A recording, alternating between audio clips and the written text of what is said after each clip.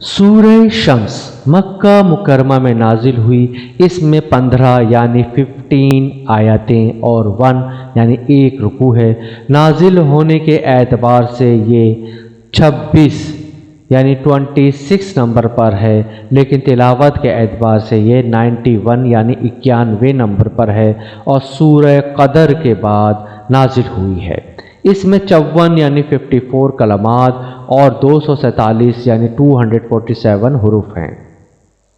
ترجمہ سماعت کیجیے۔ اللہ کے نام سے شروع کرتا ہوں جو بڑا مہربان نہایت رحم کرنے والا ہے۔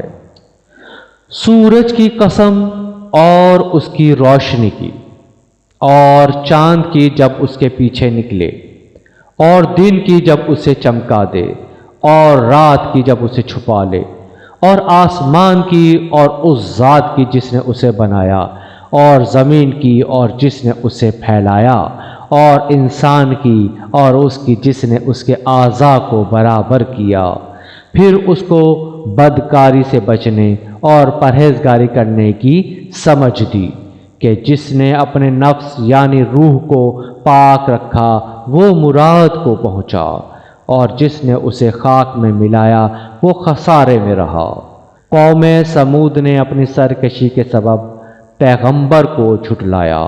جب ان میں سے ایک نہایت بدبخت اٹھا تو اللہ کے پیغمبر صالح علیہ السلام نے ان سے کہا کہ اللہ کی اونٹنی اور اس کے پانی پینے کی باری سے ڈرو، مگر انہوں نے پیغمبر کو جھٹلایا اور اونٹنی کے پیر کاٹ دیے، تو خدا نے ان کے گناہ کے سبب ان پر عذاب نازل کیا اور سب کو ہلاک کر کے برابر کر دیا، اور اس کو ان کے بدلہ لینے کا کچھ بھی ڈر نہیں۔